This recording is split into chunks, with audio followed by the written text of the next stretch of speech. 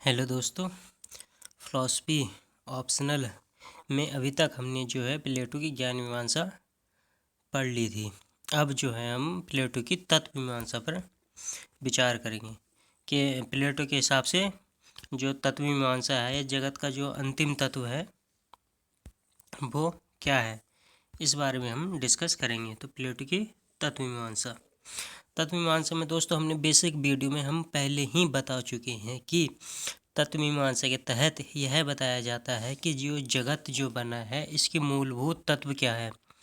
ठीक है, तो इसकी जो है मूलभूत इकाई क्या है, तो जिसे उसे द्रव्य कहते हैं दोस्तों। तो प्लेटो के अनुसार द्रव्य क्या है? द्रव्य वह है जिससे जगत का निर्माण हुआ है। ठीक है, तो इस द्रव्य की विशेषता जो है प्लेटो ने क्या बताई है कि जो यह द्रव्य सरल होना चाहिए, यह स्वतंत्र मतलब उस पर जो है किसी का नियंत्रण ना हो, कोई कंट्रोल ना हो।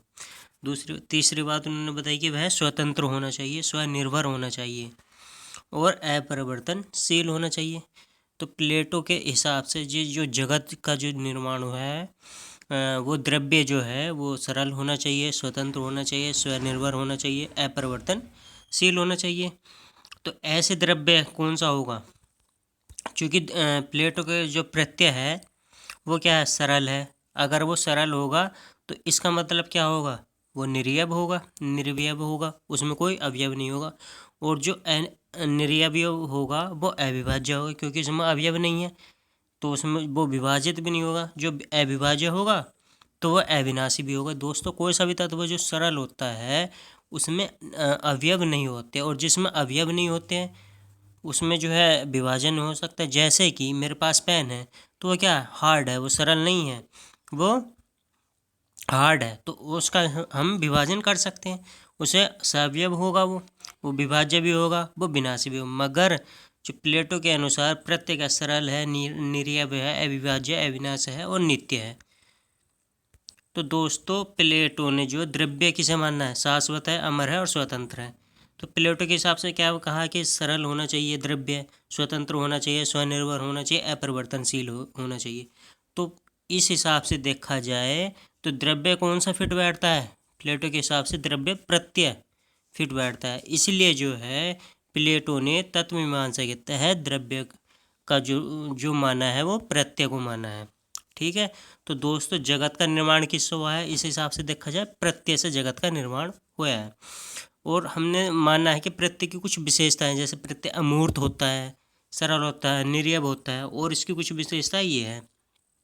अभी तक हम ये क्लियर कर चुके हैं कि जगत का निर्माण या जगत की मूलभूत इकाई प्रत्यय है। प्रत्यय से ही, आइडियाज से ही जगत का निर्माण हुआ है। ये तत्व मीमांसा की बेसिक चीज़ है जो प्लेटो ने बताई है। और इसकी क्या विशेषता है? प्रत्यय की अन्य विशेषताएं अगर हम बात करें तो दोस्तों प्रत्यय क्या है? सर्वव्यापी है, सब जगह व्याप्त है, सब जगह है, मगर ये विशेषों में व्याप्त नहीं। मतलब जैसे कि ये लकड़ी में व्याप्त नहीं है, मतलब जो है ये किसी विशेष चीज़ से नहीं निकला है, इनकी वस्तुनिष्ठ सत्ता है। तो दोस्तों प्रत्यय को जो है प्लेटो एक वस्तुनिष्ठ सत्ता मानते हैं, एक स्वतंत्र अस्तित्व मानते हैं, मगर उनका अस्तित्व इस दृश्य जगत में ना होकर एक प्रत्यय लोक है, वहाँ पर जो है ये एग्जिस्ट करते हैं।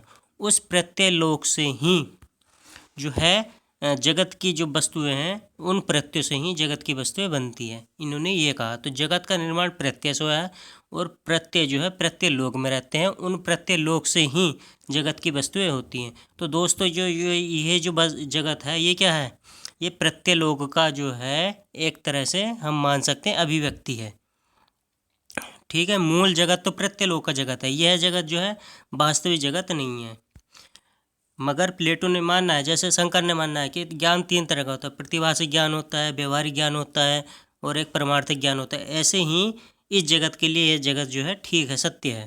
तो दोस्तों ये मानना पड़ेगा। जो हमने और बात बताई है, जैसे प्रत्यय क्या देश काल से परे है, इस देश से संबंधित नहीं है, इसलिए जो ये क्या है इनका इंद्रिय अनुभव भी नहीं हो पाता है, प्रत्यय का जो है अनुभव भी नहीं हो पाता है। तो इसका क्वेश्चन यही उठता है, जब हम इनका इंद्रिय अनुभव नहीं करते तो हमें इनका ज्ञान कैसे होता है?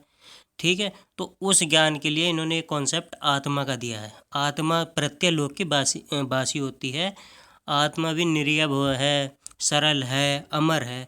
इसके बाद हम आत्मा वाले उस कॉन्सेप्ट में करेंगे। ये प्रत्यलोक की बासी है।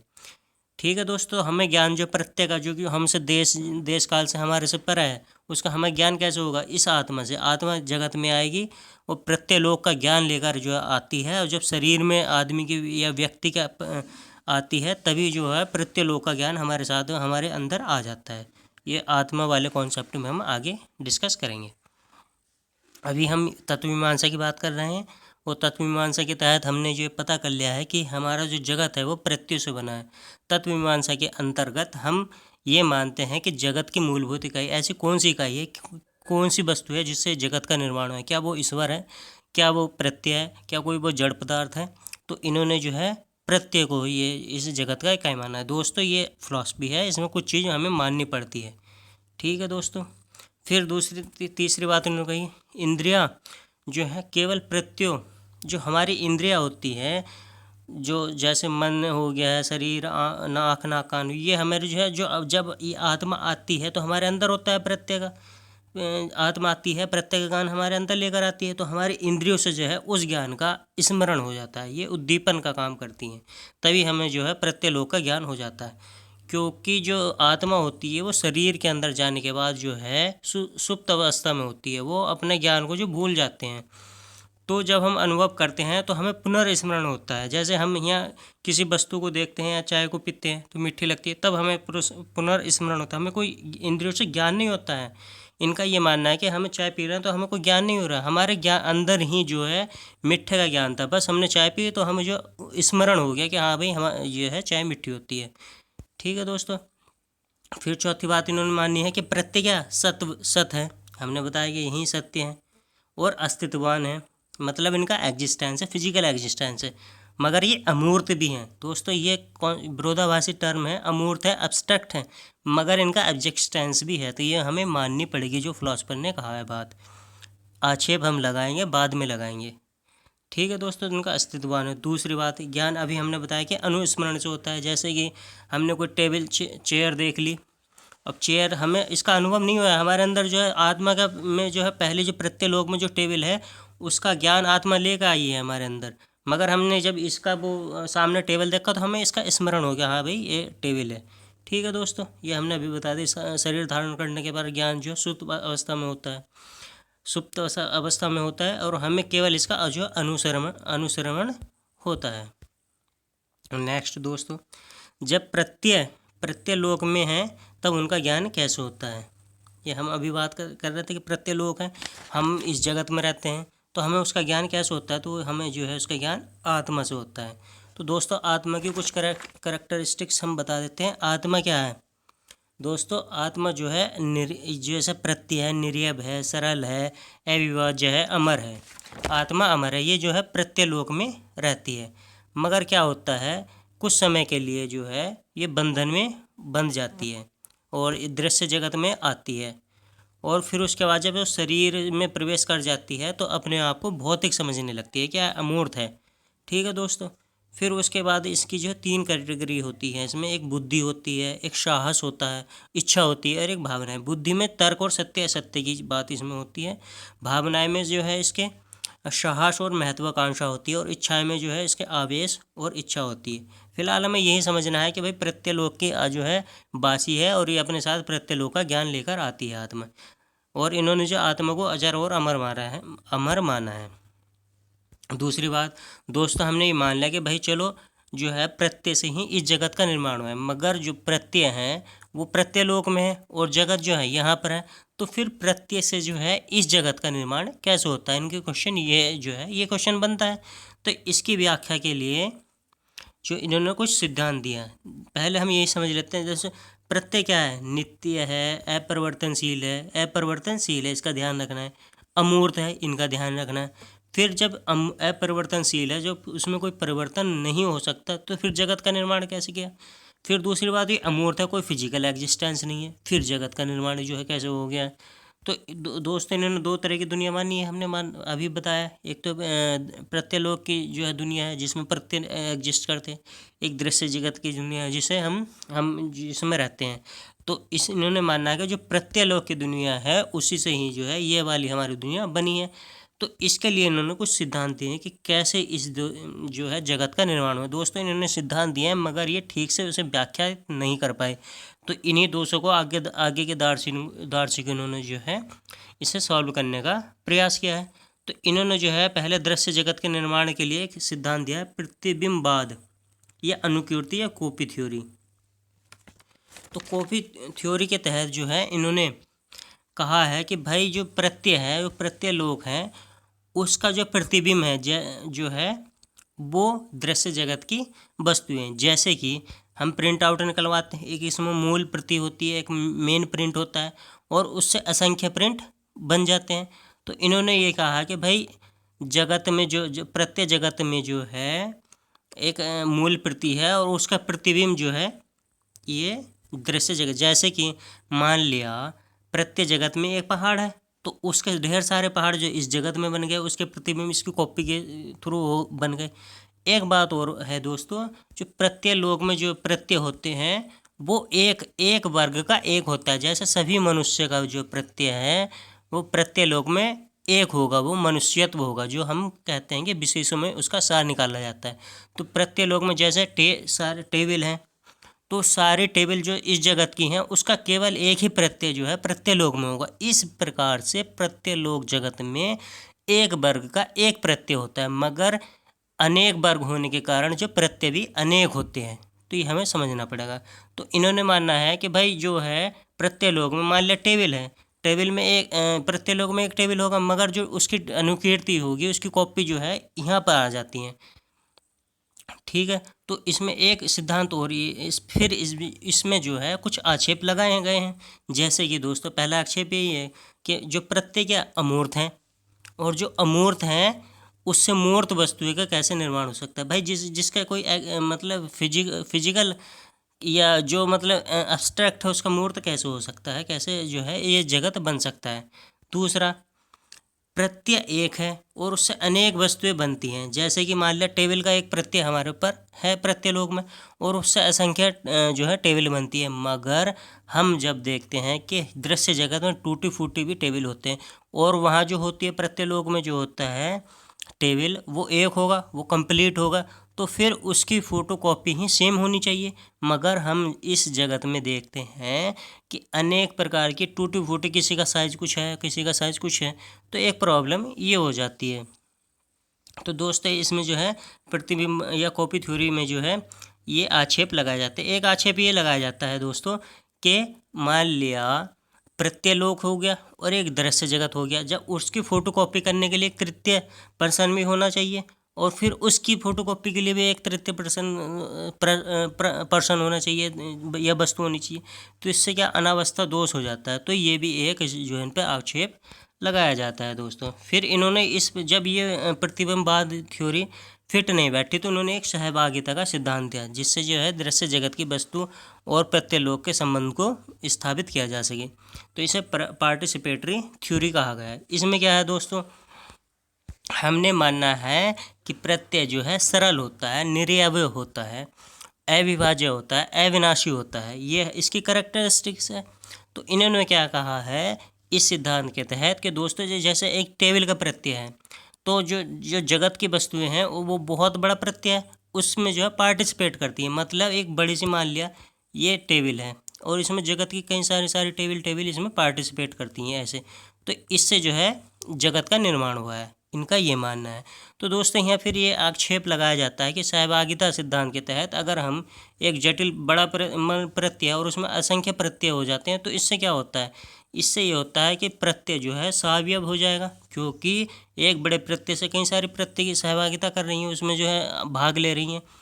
तो इससे क्या होगा, प्रत्यय सावयव हो जाएगा। जब सावयव हो जाएगा तो प्रत्यय क्या जटिल हो जाएगा, जब जटिल हो जाएगा तो वो अमूर्त नहीं बचेगा, उसका वो विनाशी हो जाएगा और जो वो विनाशी हो जाएगा और वो कठोर मतलब जो है विभाज्य हो जाएगा। तो दोस्तों इसमें भी जो है ये आक्षेप लगाया जाता है कि भाई सहभागिता सिद्धांत के तहत जो प्रत्यय की मूल विशेषता है वो खत्म हो जाती है, इसलिए जो है सहभागिता सिद्धांत भी जगत की व्याख्या नहीं कर पाया। इसमें जो है इसके सिद्धांत में फिर इनकन्सिस्टेंसी हो गई। फिर इन्होंने जो है एक नया कॉन्सेप्ट दिया, अभिव्यक्तिवाद। हमें इन दो का ही ध्यान रखना है, अभिव्यक्तिवाद भी जो है एक्स्ट्रा है, फिर भी हम बता देते हैं। तो दोस्तों ये क्या कहते हैं कि ये जो जगत की वस्तुएं हैं ये प्रत्येक की अभिव्यक्ति हैं। उन्होंने जो एक्सप्रेस किया है इन वस्तुओं को, तो इन पे इस थ्योरी में ये आक्षेप लगाया जाता है कि भाई जब ये वस्तुएं हैं, ये जो है ये अभिव्यक्ति हैं, तो मगर ये एक्सप्रेशन है प्रत्ययों का। अगर आइडियाज़ का एक्सप्रेशन है तो आइडियाज़ के देश काल में होना चाहिए, ये तो उस देश काल से अलग है। तो ये भी आक्षेप इन्हें लगाया जाता है। तो दोस्तों इस हिसाब से प्लेटो जो है दृश्य जगत के संबंध प्रत्यय जगत से नहीं कर पाया।